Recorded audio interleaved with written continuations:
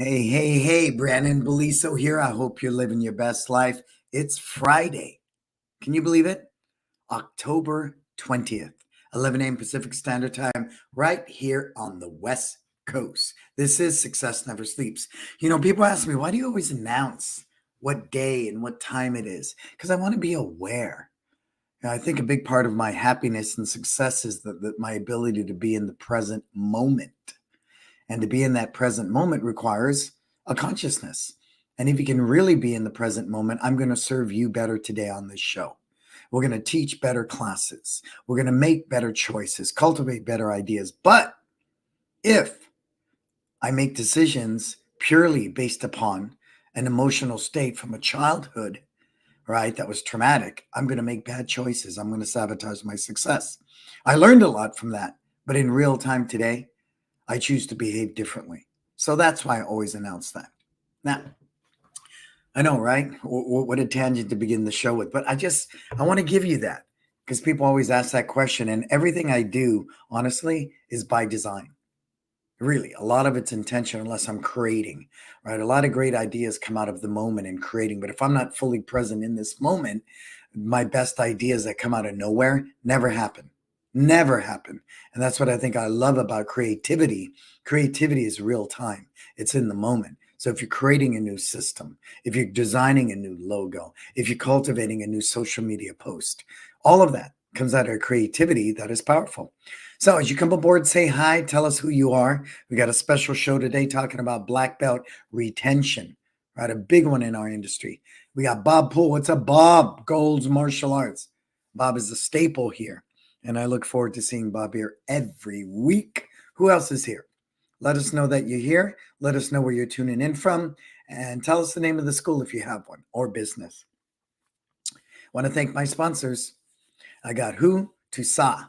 They are the ones who provide equipment and uniforms for the Olympians in Taekwondo and the Olympics. Market Muscle, Steven Reinstein and the gang. Recently somebody reached out and said, hey man, Steven dropped Pulse. What's going on? And it was a smart move. A lot of times when you endeavor, especially if it's a web-based, tech-based company, and you endeavor down a path and you decide that, you know what, this isn't a good day. We need to back out. Look at Meta. The metaverse is pretty much on hold as they move down into AI. How many products are half-baked, come out and then they shelve them and they're billions of dollars into it? Apple does it all the time. Facebook does it as well. It's a smart move. How many Starbucks open every month and close every month? It's a smart move. So Steven's going to focus more on websites, which is by design what they do best, and eliminate the distraction of Pulse. So I applaud you, Steven, for having that type of gumption. My studio, Tule and the gang. Tu was just on a mission in South Africa, a missionary. And that's amazing when you can sit there and impact the world with the money you make and help people less fortunate. That to me is an earmark of a great company and great people. And that's why I love my studio so much, so much. You won't see them posting pictures of their new, car or home or anything like that, but you will see them silently not posting anything, and he's on a missionary mission. So that's powerful. And I enjoy the fact that we're not only a My Studio client, but Tu's my good friend, and I get to be a brand ambassador for my studio. Kids Love Life Skills. I was talking to a school owner I'm working with in my wisdom program, and we discussed the value of life skills in a martial arts environment. And I know some people think it's just BS. Somebody said, I went to a life school and they couldn't fight the way out of a wet paper bag. Well, try punching your way through a corporate job. Walk into your boss's office, punch him in the face and say, I want a $140,000 raise. Go do it, right?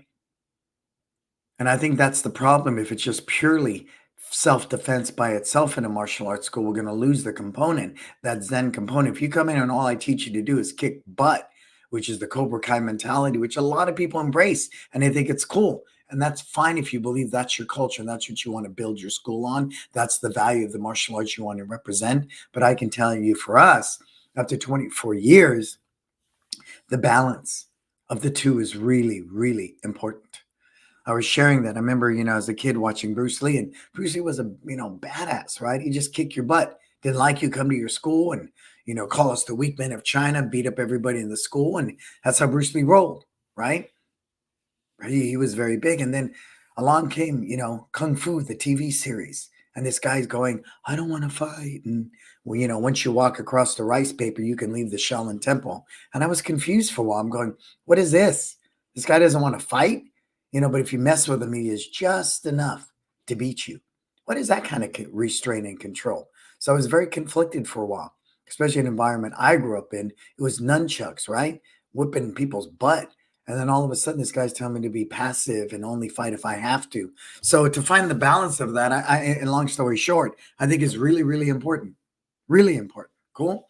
And then, of course, LC accounting. I was just in Texas, and I want to share that experience with you. So Letitia brought me out to Texas to work with the Carlos Machado Jiu-Jitsu fall training weekend. And that was beautiful. I asked humbly for an audience with Carlos Machado. Oh, there's my camera. Come on. Logitech.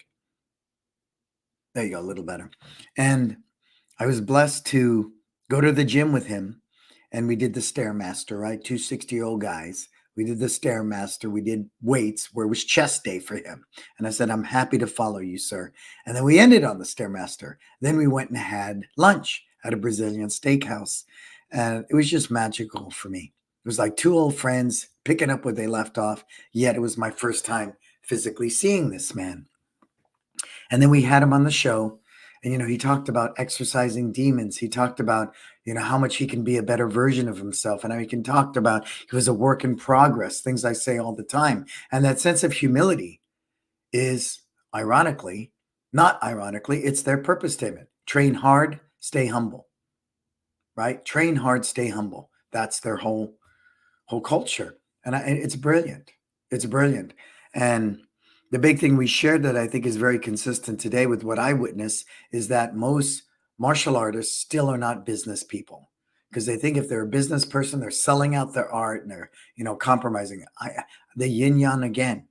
I believe great art, great profit. You can have great martial arts and you can make a lot of money. We took a system that's really hard and obscure like Kenpo, and we've turned it into a $2 million business. So you can do it, but I believe in Kenpo. See, that's the difference. I believe. No difference in the Horowitz guy going back at a time that, hey, man, we're going to have lattes and ventes and macchiatos and all this stuff, right? And it's called Starbucks. And people are looking at this guy like you're freaking nuts. Nobody was really drinking coffee at that level, like we see today back then. But the key is he believed. And the belief has to begin with you. And when I saw hundreds and hundreds of people come to this training to get ranked, the tournament and all, they believe in train hard, stay humble. So if you believe in your art, then you need to believe if you're going to make it a business, you need to become a great business person, great at social media, great at staff training, a level 5 leader. And that was pretty much the gist of my talk. You love your art. You want to take care of your family. You want to provide for your team. Then you better become a great business person. Otherwise, get a day job and call it a hobby. And that's fine too, if that is your version of success. Cool? Hey, what's up, Vincent? How's it going, sir? From Chicago. What's happening? Anybody else coming aboard? Say hello. Tell us that you're here. So that was my experience then. I hope to do a lot more. I'll say it publicly. I hope to do a lot more with Carlos Machado and just to perpetuate jiu-jitsu and help him bring his vision and what he wants to provide for his legacy in the years to come. I really hope to become a part of that, to help them nurture their affiliates and school owners to become great business people and recognize they don't have to compromise their art. They don't. And everybody believes in their art. Vincent, you do Taekwondo. You believe in it, and you should. That's what made you whole. That's what gave you confidence. Don't let anybody tell you that. And I saw that somebody said that Taekwondo was BS after they, studied Taekwondo. I think that's lame. That's lame. You want to prop yourself up by claiming someone else's art sucks? I don't think it's cool. I think every art has its value. It really doesn't. Like Bruce Lee said, take what you need and discard the rest. Cool? All right. So what do we got coming up? November 11th through 14th. It's Time Live Balance. We only have a few spots left for the 4-day experience, which I'm very excited. The 4-day experience is really what it's about, but you're welcome to come for one day. Sunday, November 12th, all business. You can come for 2 days. Training on Saturday, observing classes, training and instructors training with Dave Kovar, and you get the business on Sunday, right? 2 days training, business. 4 days, training, business. Monday is all personal development because I find the biggest albatross, the Achilles heel of the most martial arts school owner is the owner, nobody else. So that personal development day is so vital to that. And then Tuesday, November 14th, all wealth building in the morning with Sam Ayan, lunch at Benihana's, and then we're going to strategize our 2024 in the afternoon. You need to come for 4 days. It really is. I mean, there's only like 8 spots left. The link is right there. Marco will put it in there for you. Go to brandonbeliso.com, look under events, or click on that link. We only have about 8 spots left for the 4-day experience. Get signed up now. You are your best investment. Invest in yourself heavily because it's obvious, right? All right, so let's move forward. So what is today all about? Black belt retention, right? I saw a thread of it at the Disruptors, and it's what inspired me to want to do today's show. I can tell you for us, we have some of the highest black belt retention that we've ever experienced. Whether I don't care what anyone else's level of retention is, for us, we're at an all-time high. I sat there yesterday and we were getting ready for a sparring class, or it might have been Tuesday. And we had a new parent there that had just finished the white belt class and she was observing. And I said to this student, how long have you been here? 7 years. How long have you been here? 8 years. How long have you been here? 6 years. And literally this went on for about 30 kids. The average kid had been there anywhere from 5 to 8 or 9 years. And that mom looked at me, she goes, well, why would they do that? And I said right away, if she's asking me that question, what is this mom's perception of a martial arts school? And right away it hit me. It's no different than 6 weeks of soccer. It's no different than the gymnastics class at Little Gym. It's no different than doing swimming classes until you get the rainbow ribbon. So that was the first thing I recognized. We, as a business, really need to be a better storyteller, because if people's perception of us is we're no different than any extracurricular activity like soccer or whatever, very few kids play the elite level. You know, like Braden, once he earned his black belt, he did soccer and basketball. Now he's done basketball very consistently, 5 days a week, school ball as well as club ball for about 2 years, 3 years, I would say. But there's very few like that. They jump from sport to sport to sport to sport. The challenge with that is that those different sports are not promoting it in anything more than a fun extracurricular activity. Number one, if you want somebody to stay after black belt, position your business as an investment. So at least until they go away to college or they choose to make martial arts their life and become part of your team, they understand this is an investment. Cool? I see other people coming aboard. Hey, are you sharing this with people? Share this with somebody right now that could benefit from our learning. Post it at the different groups that you're on. Do that for me. I'd love you for it. I would appreciate you. But as you do come aboard, say hi. Tell us who you are, where you're tuning in from. So we don't say membership. Number one, we would never use the word membership, nor do we call our school a gym, right? Academy, it's a lot of jiu-jitsu places say academy. That's cool too. The bottom line is, please don't sell yourself as a gym. I know a guy in England, he calls his instructors coaches. Stop that. AYSO coach, which I play, I don't know, a couple of bucks for my daughter to play. It's a dad volunteering his time. Nobody is going to pay you premium dollar for that. And nobody is going to invest in that long term. You're just a coach. And I don't mean that derogatory, but it's that perception. So I really want to debunk that perception. When that mom said to me, oh, wow, it was almost odd to her that some kid would spend 7 years in martial arts, 8 years in martial arts, 6 years in martial arts. I thought it was really odd that anybody would choose to do that. But What I recognize, the reason we want to not sell, but we need to really position our business differently as storytellers culturally from the why is I need that parent to believe in what we do. Because if that parent believes in what we do, their child, right, who's entitled, their child who lives from a mindset of instant gratification, their child who watches YouTube videos, where if you don't get a 3-second view, it's considered a bad video, right? You can't do a reel longer than 90 seconds. People's attention span is short, short, short, and short, and they're distracted by all of it. How many people sit there? I mean, I just got back from Texas. Everybody in the airport staring in their phone. Everybody in line staring in their phone. And they're almost like little zombies, drug addicts. And all they do is stare into their phone. So we're battling that too. We're battling that too. And it's really up to us from day one to share. When somebody says to you, how much for your martial arts classes, we say your tuition investment for your child's personal development and future is. Write that down.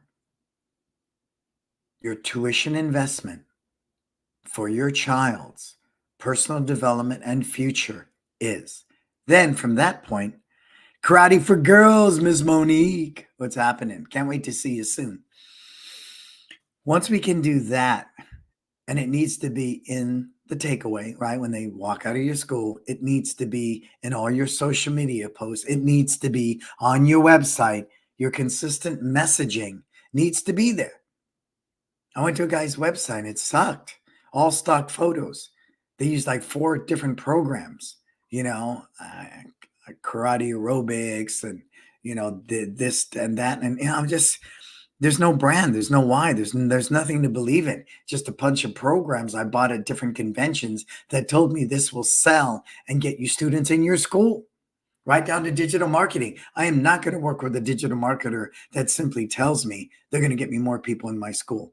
I will work with a digital marketer that's concerned about my brand, that's concerned about our purpose. And this one digital marketer, so nobody gives a crap. No one gives a crap about you're a 9th degree black belt and you've done Kempo karate since you were a kid. You're a 3rd generation small business. And I said, you know what? I give a crap. I will have an about page. I will have an instructor page because at least people with looking for a place to invest in their child's development will look at those things. I think they're important. They are. They are. And does it equate to 1,000 plus students? I think we're a little below 1,018 today. I looked today, we were like 1,015. But to do that over 2 locations, what I'm sharing with you has legs. I didn't do it for a day. We haven't done it for you. We've done it for 24 years now. 24 years, consistently, other than the pandemic. Cool. So I'm very blessed to that. So that's the first thing from day one.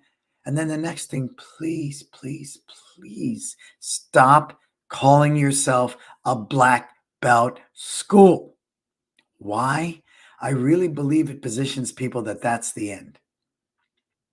Why am I here? Because we're a black belt school, black belt mindset, black belt mentality. Great. I got a black belt. I've learned everything. I'm out of here. Oh God, I love that.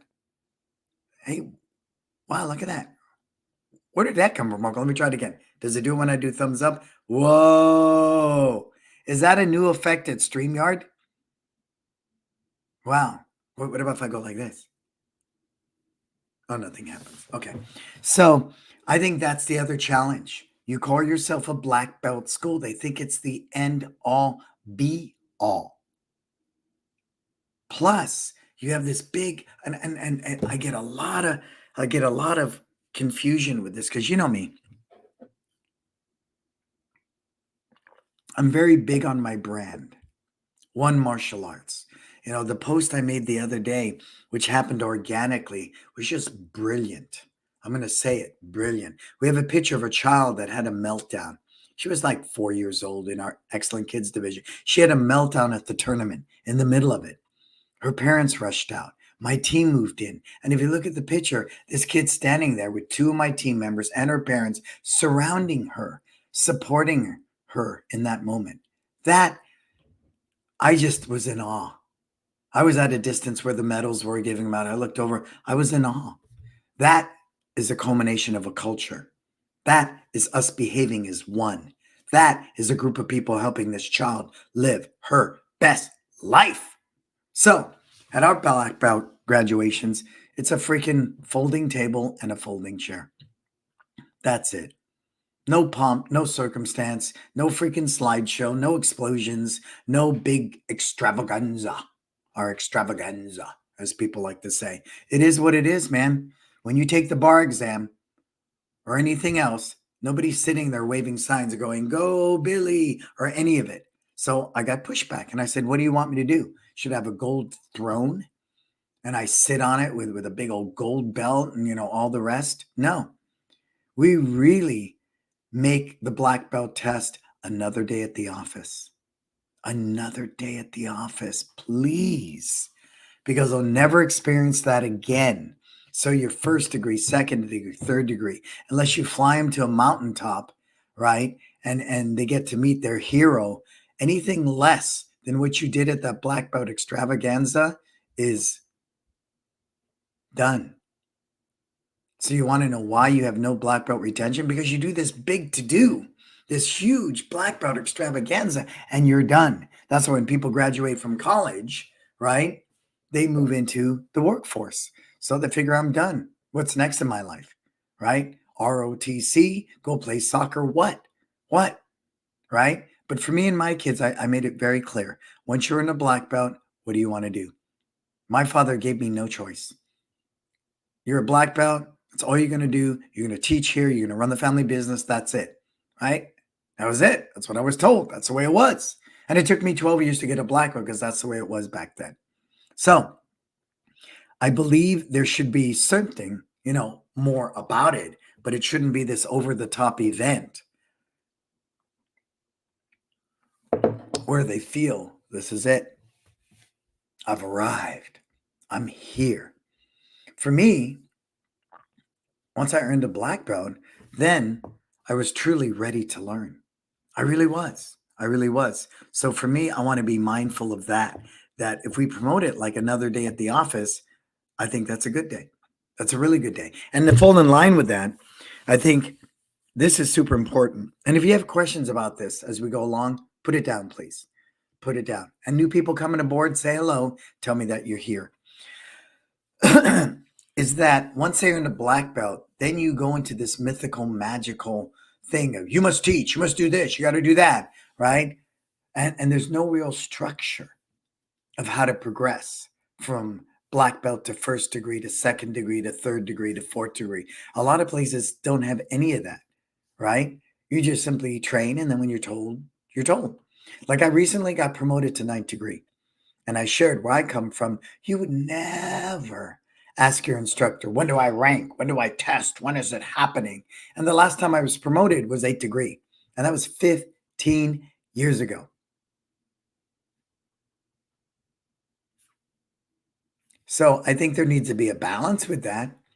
Why am I going to want to stay there after black belt if there's some type of structure, if I don't have a clear path to first degree and a timeline, and a clear path to second degree and a timeline with a set curriculum that builds upon what I did to get to a black belt, but also enhances and diversifies. Like, we're kata heavy. We moved a lot of these katas up into black belt. So now we literally will have a kata take over the whole 3-month cycle. And that's the next part. Okay, stay with me. For us, every degree takes 2 years. Okay. Oh, wow. All right. Hey, look at that. What's going on there, Marco? That's new stuff. Hey, look at that. Hey, new stuff. Let's do this one again. Oh, man. Wow. Oh, Marco's messing with me. Is that you texting me, Marco? No. So the way we administer curriculum to close to 1,000 students, because some of those are kickboxers and stuff, right, is that we have a very clear path. We post it in the newsletter. It sits up on the wall. It's announced in all the classes. We provide them with the links to the curriculum videos. We have a learn week. We have a earn week, right? And we don't count on you practicing. That's we don't even put that into the equation. We design curriculum where you can come to class on Monday, learn it, drill some of it in class, come on your B day and spar, come in the next week, earn week, drill, drill, drill, drill, drill. By the end of that class, everybody can earn their stripe. So when you're managing curriculum, think about that. Think about that. We used to, when I first started creating curriculum, I did one kata for one stripe. No way you're learning and practicing and somewhat efficiently be able to demonstrate a kata in a 2-week period. That's insane. That's just insane. And as we go through our next incarnation, we're going to balance that again. We're going to trim even more fat. Trim even more fat because I want better martial artists. And if you want to get real, in a real street fight or in a real ring, you use 3 to 4 techniques, right? Honestly. So moving from simply memorization to comprehension and learning and efficiency is really big for us. Just you, as an instructor, must know how to disguise those drills. Now, I know I kind of diverted into curriculum for a moment, but very clearly, learn week, earn week. So over a 3-month period, you earn 6 stripes. Month 4, review, then test out and get a belt. All done in our classes in month 4. There is no big gym we rent to do testing every 3 months. It's all done in their classes. And that was revolutionary for what we do. Evolutionary, revolutionary. Which one, Marco? Because we tried it, and how many people didn't show up because they had soccer on Saturday or something else? The minute you mess with their schedule, you have challenges, a lot of challenges. That's why make sure that testing falls right in line with their classes. So that was huge too. So guess what happens after you're in a black belt? You show up to class on Monday, you have learn week. The following week, you have earn week. At the end of 3 months, you test out and we put a level 1 stripe on your belt. You do that again for the next 2 years, right? Because it's 2 years to a degree. As you finish up those 2 years, you have 6 level stripes on your belt. That's it. That's it. And then you test out for first degree. So see, so that was huge for us, freaking huge. When they recognized, so what happens now? Just like since you were a white belt, you come, there's learn week, and there's earn week. Oh, wow. So that systematically didn't change. And that was what, once I did that, I cannot tell you how our retention improved because it wasn't like, so what now? Am I done? No, it's another day at the office. This is learn week. See you on Monday. It's learn week. Oh, okay. That was huge for us. Another big thing to help with black belt retention is we have black belt workshops every month. So it kind of gives that special je ne sais quoi, that extra thing for black belts, right? And it's not an upgrade. It's added value. Listen to me, added value. Oh, you're a black belt. Now I'm going to upgrade you to the master's program and you get the special workshop and a weapon and you're in our leadership program. And by the way, you're going to teach for free. Yeah, all that. So let me get, I've paid how many thousands, probably tens of thousands at this point of money to your school. And now you want to upgrade me. Wow. And you're going to make me pay more. Oh, okay. And so as you can hear with the sarcasm in my voice, that's just not my thing. We are one. See, culturally, we are one. So everybody flies first class, like Southwest Airlines. And we had that discussion, right? You go on to Southwest, right? Depending what group you're in, everybody flies the same. That, for our why and purpose, made a lot of sense for us. For us. Now, I fly first class whenever I can. I get it. But what is that like for the people? You see it. You're first class. Nobody's loving you because you're the first one on the plane. And then when you're sitting there with your glass cup and your champagne and all this stuff, and then economy walks by you to get to economy, nobody's smiling at you, giving you a thumbs up. They're cursing you under their breath. That's why if you noticed, Who's with me on this? Some of the bigger airlines with the planes, when you walk into first class, do you notice how they turn to the left? And nobody in economy ever goes past them. That's been something I've recognized in the past decade. And that's smart because it doesn't improve the flying experience when I'm walking by you in first class going, I hate you, you suck, right? So creating that environment of added value now without charging them more has been huge for our retention. What else has been huge is our black belt instructors training experience. Now, I try to make it a real habit not to invite somebody into our instructors training program unless they are a black belt. Oh, there's the camera again. That's us. But like Hanshi Dave Kovar says, plant seeds early and often.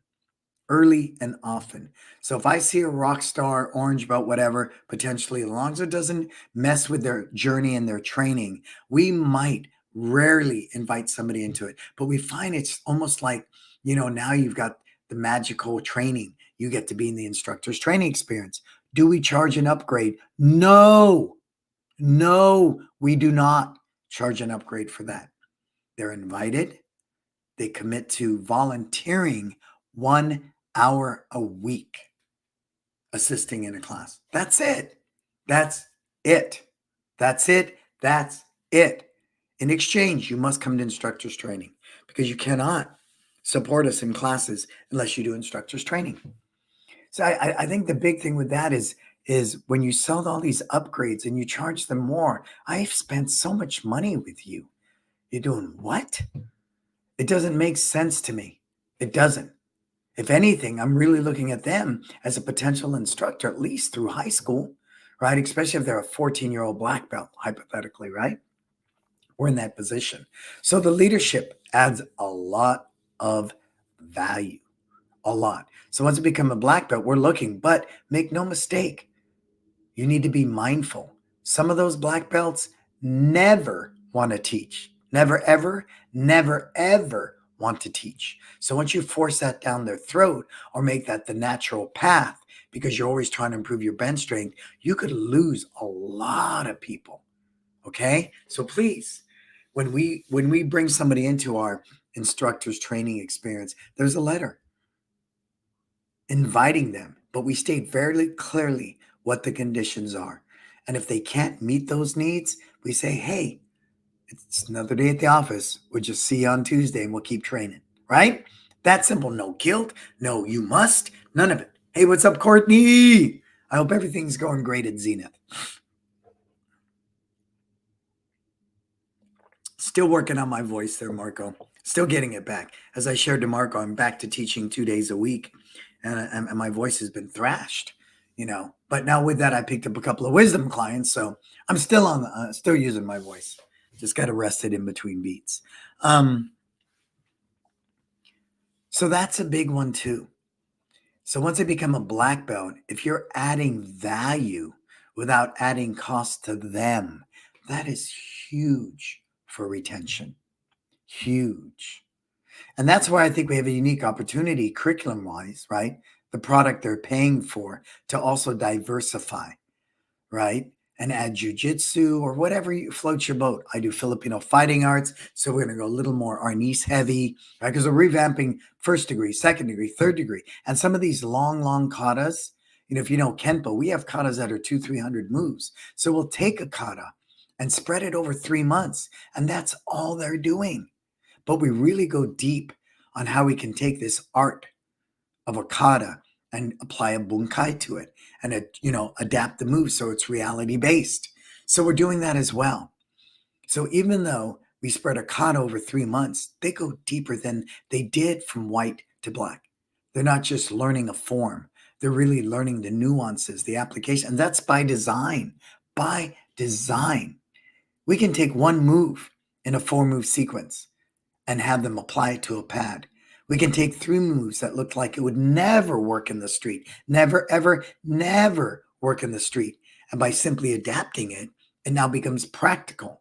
And then they get a whole higher level, a newer meaning of a kata they fundamentally learned from white to black. That was simply, here's the move, do the move, demonstrate it proficiently, and you earn the stripe.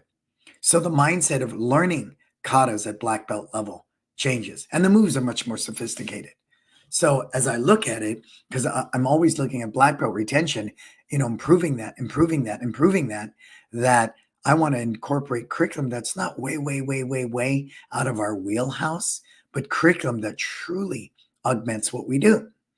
I was working with a wisdom client. He says his instructor called it softening them up, right? So they kick punch, then they throw you. In Kenpo, we used to be Kenpo Jiu-Jitsu. So we want to kick punch, lock you up. So as I'm developing this relationship with Carlos Machado, I'm considering, potentially maybe becoming an affiliate, maybe taking, certain stuff, because I want to mine him and say, great, if I had to teach somebody only 4 things ever in jiu-jitsu, what would that be? If I have this technique, this combination, right? Check the cross, hit him in the face. What's natural, right? Would you shoot? Would you do what? And cultivate self-defense techniques that will appeal and make a black belt more proficient. Because I think jiu-jitsu is an amazing art, amazing art. But because we're stand-up and we're strikers, I think it's a perfect marriage. Will I call it MMA? No, not at all.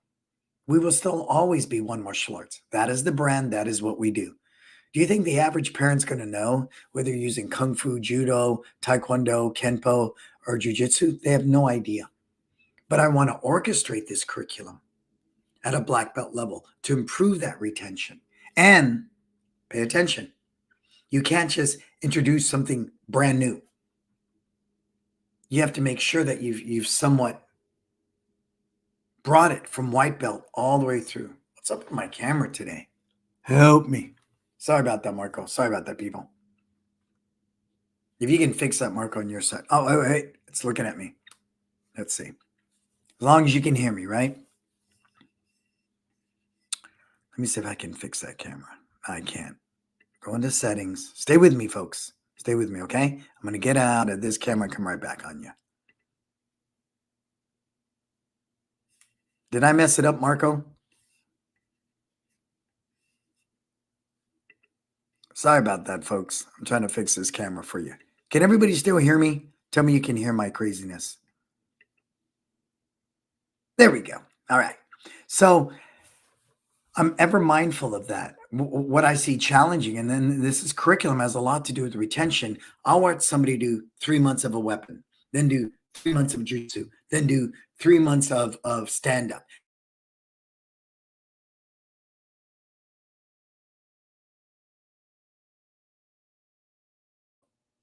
Am I okay, Marco?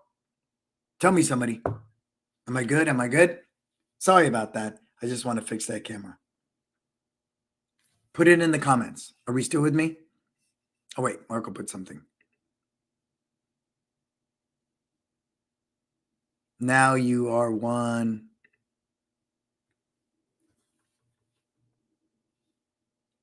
You were pausing. Are we good though now, Marco? Could be the signal in my home too today. Okay. So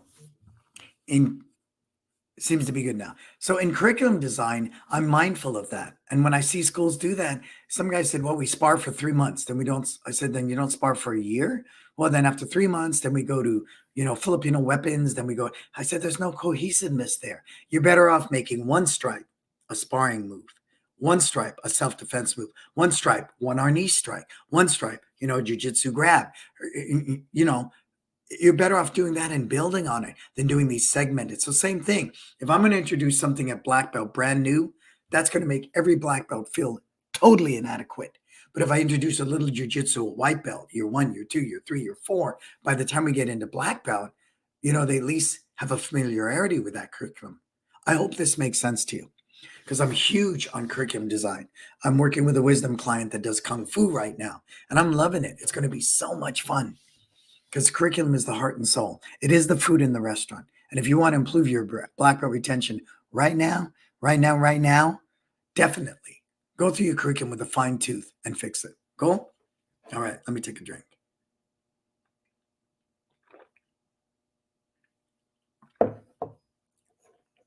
So, what have we learned today so far? Stop calling it a black belt school. They think it's the end.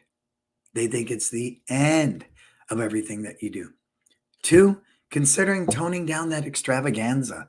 Make it just like another belt testing, right? Move them, get it done, do it right. We'd use an embroidered belt. We give them a certificate that's in a wooden frame. So it's upgraded there. And the experience is you test all day long. You're not testing over a 1 month period in class. It has a whole different vibe. Be mindful of that and stop calling it a black belt school. Stop doing this huge extravaganza where they feel like it's the end all be all, right? And then curriculum wise, make sure the way they flowed from white to black, they flow from black to first degree. Huge. And then add value that's not designed as an upgrade and you're charging them more for. I've earned this as a black belt. I've spent tens of thousands of dollars with you. I've earned this. And now you want to charge me more? Think about that. Think about that. And so I think for us, the fact that we have no belt testing fees is also huge, huge. Because some schools will do a cumulative belt testing fees. Put it in the comments if you've ever seen that one before. The first belt is 25, next belt is 35, next belt 50. So by the time they test for black belt, and you can vouch for this, back me up, because I don't pay belt testing fees. I never have. I didn't pay for this 9th degree. I earned it through my devotion to the martial arts. I have never paid anybody for a belt in my life. Ever, ever, ever, ever. And I think that brings another mystique. When you're paying somebody $500, you expect your kid better freaking pass. They better pass, right? Or I'm coming after you. You didn't prepare my kid right. What do I pay you all this money for, right? On and on, on and on. So I think the magic when they earn a black belt, the fact that they don't pay us a dime.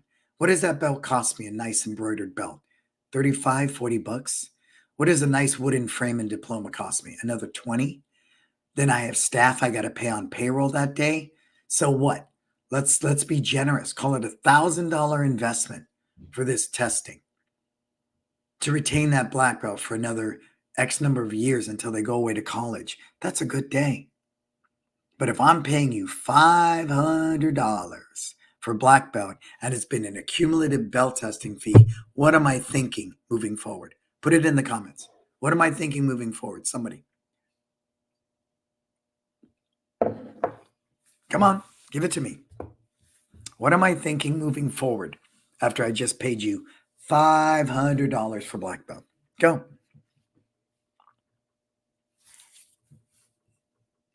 Participate with me, people.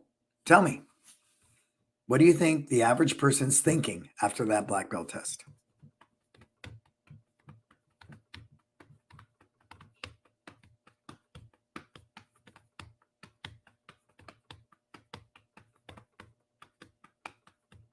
Nobody? Nobody has a comment to that? Come on now. Help me out, folks.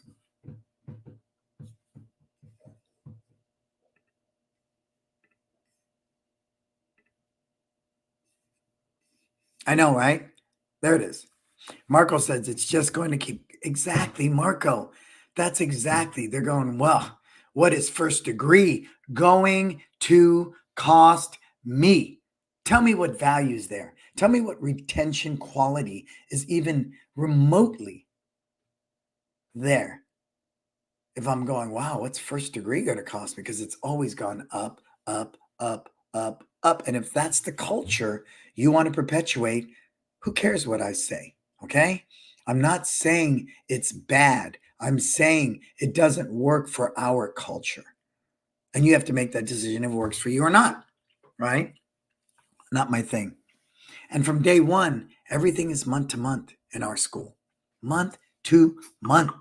So it really, we're always investing in that relationship. We're always. Which brings me to my next one. The life skills component. You need a great life skills component. And that is why I created Kids Love Life Skills. It was in my own schools that I created it because I recognized that today, what, 3% of the population will ever get into a fist fight? So the other 97, I'm more concerned about the 13-year-old girl that's going to wake up today, that's been cyberbullied, that's going to take her life. That's the bigger concern. How to negotiate post-traumatic stress syndrome after the pandemic. How to deal with so much information overload between TikTok, Snapchat, everything else, exposing our kids to the war in Ukraine, what's going on in the Middle East. If I was a kid, I'd be freaked out. How do we help kids create balance? How do we create kids to be more resilient and maintain confidence? How do we create kids to have a positive attitude? That is what we can do better than soccer and everything else, and will no longer be viewed from that mom's eyes from Tuesday as an extracurricular activity. Now, I've done this 56 years. I don't expect anyone to do the martial arts for 56 years. I don't expect anyone to own the school for 24 like we have. But I do expect us, as servants of the community, to provide a safe, nurturing environment that empowers people to live their best life. So that life skills component is imperative to what we do. Indeed, we can teach them what community means and how. Thank you, Margot, because I'm blind without my glasses. Instead, we can teach them what community means and how it can be part. Yeah. And it's so, when we did this tournament on Sunday, we recognized, because we haven't done a tournament in 4 years, most of the kids there had never been to one of our tournaments. I cannot tell you how many people were thankful because it challenged their kids to do more and be more, to truly elevate their game. And I realized afterwards, people paid us for this, took time out of their Sunday. Wow. And they're thanking us. Let me thank you for inconveniencing me on the Sunday and asking me for money, right? See, that's what it is when people buy stuff. That's what it is when you position your business as a sale, upgrade, bell testing fees, built-in retail. Study this sales script. Michael Gerber said it so well. If you sell people, they'll buy from you once.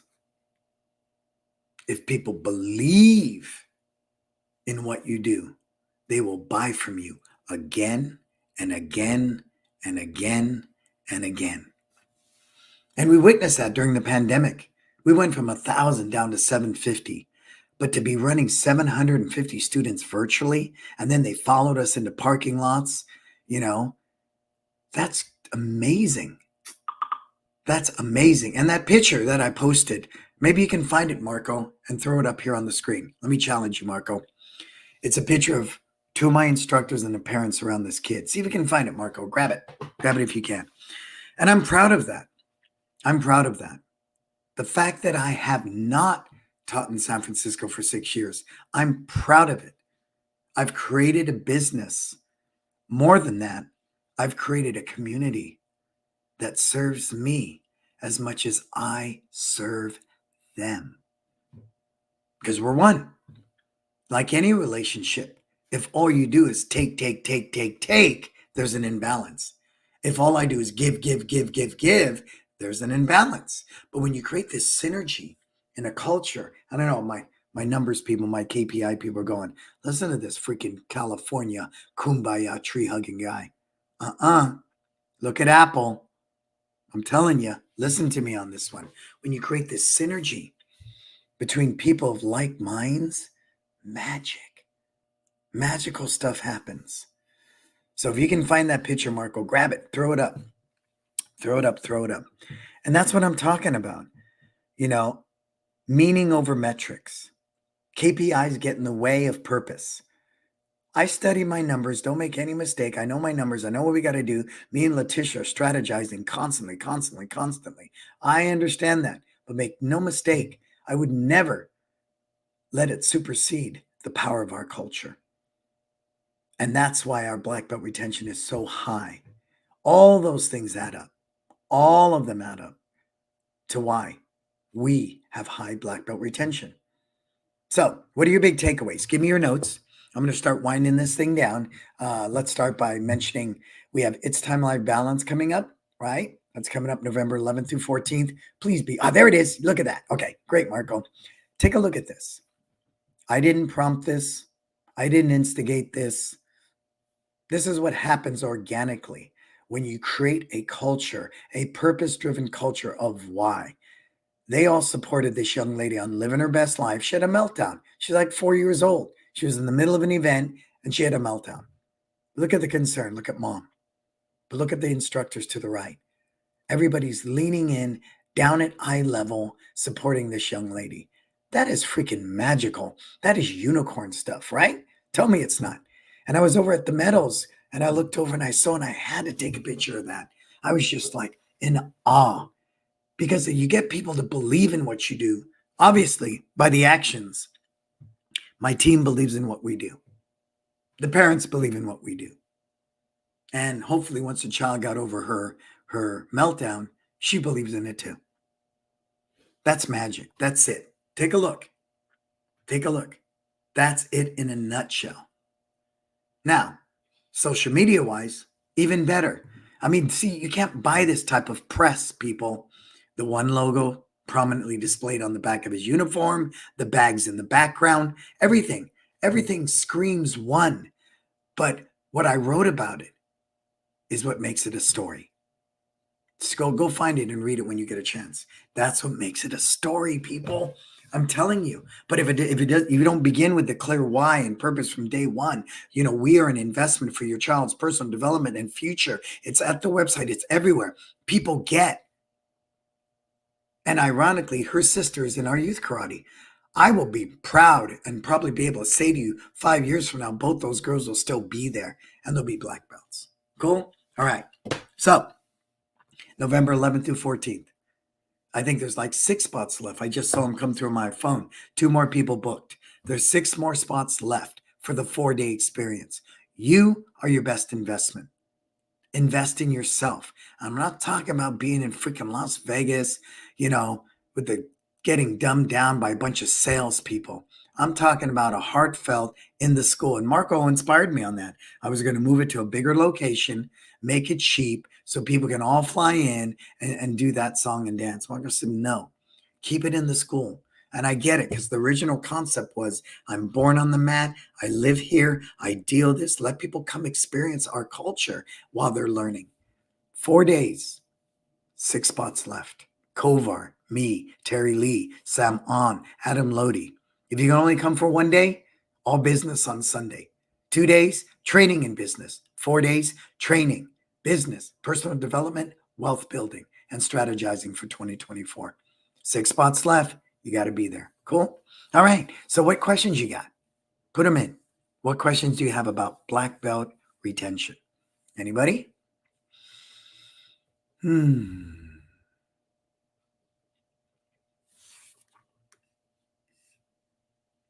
All of you in the cloud, say hi. It's so odd to me. When I was in Texas, somebody came up to me and they said, I've been following you for years. And I said to him, why don't you ever say hi? Why did it take so long? He said, I don't know. And I said, wow, that's amazing. Watches the show, has seen me speak, watches my YouTube stuff, follows me at Instagram, the whole 9 yards. Yet, didn't connect. So I took it upon myself to spend about an hour with him because then that tells me I need to do a better job.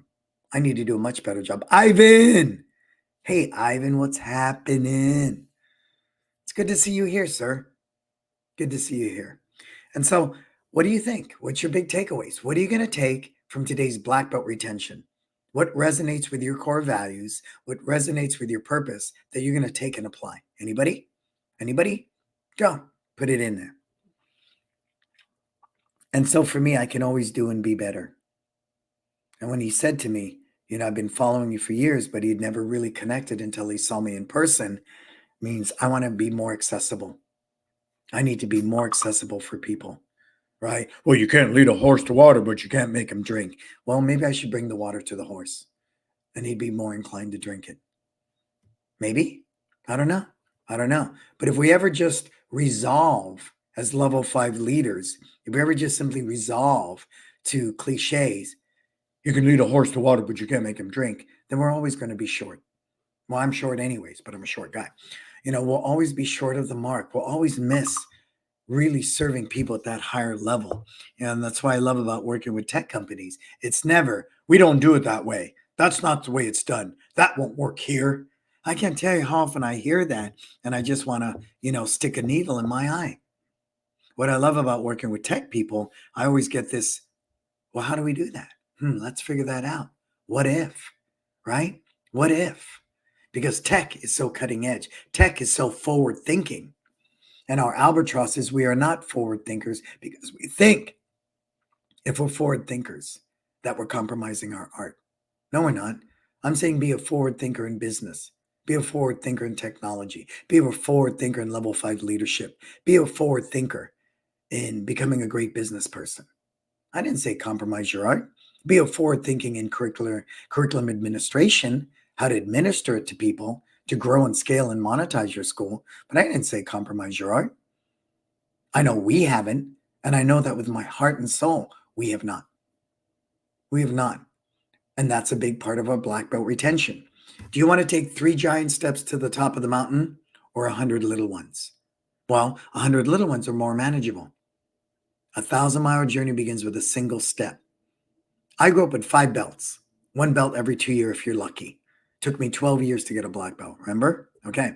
So it's very clear. Short-term goal, earn a stripe. Mid-term goal, earn your next belt. Long-term goal, earn your black belt. Lifetime goal, make martial arts your lifestyle. Incrementally in that order. Because you can't ask a white belt to be a black belt. You can't ask a white belt to commit their life to martial arts training. It's just not even reasonable by any sorts of the means. It's overwhelming. So imagine on day 1, that white belt walks in. We are a black belt school. Your goal is black belt. Hey, man, my kid just needs a little focus here. Can you chill and dial that stuff back a bit, right? Even worse, we're a black belt school here, 1-year contract. That's it. We teach commitment. You must sign on. It's like, man, chill. This is not even a first date, right? So think about all of your practices from white to black belt, and you're going to find the holes in your game as to why your black belt retention is so poor. The writing's on the wall. You don't need me to tell you that. You just need to open your mind and empty your cup and really, really from a sense of humility and the mindset I can do and be better. Look at your process from day 1 through black belt and ask yourself, why are people leaving? Why are people quitting? Cool? All right. So, hey, let's thank our sponsors, Marco.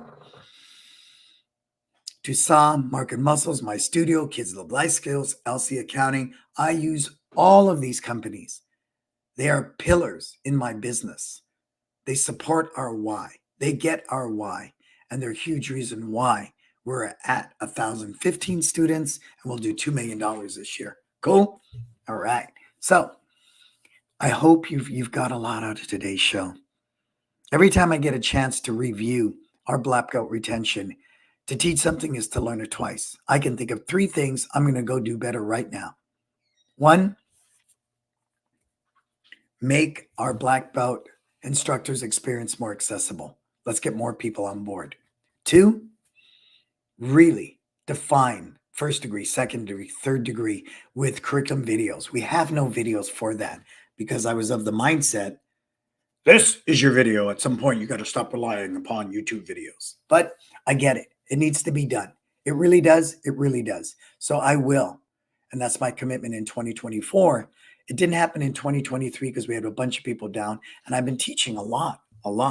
But it's allowed me to go deeper on the curriculum and make even more changes. We will do those videos.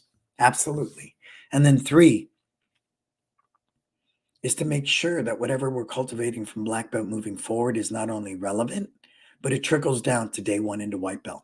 I'm not magically going to throw in jiu-jitsu at black belt and start them off as a white belt. They will be exposed to it from white belt, year 1, year 2, year 3, year 4. So it's a continuation. So they value earning a black belt, but when the day's done, it's just one milestone in your training. Not the end all be all. Just one. Cool? All right. So I look forward to seeing a lot of you for It's Time Life Balance, November 11th to 14th. Please subscribe to my YouTube channel. You'll find Success Never Sleeps there. Subscribe to my podcast, Success Never Sleeps in Mindful Meditations. Oh, my voice is almost gone. Follow me at Instagram. And for everything else, go to brannonbeliso.com. Until we talk again, please, what are you going to go out there and do? Me. Live your best life.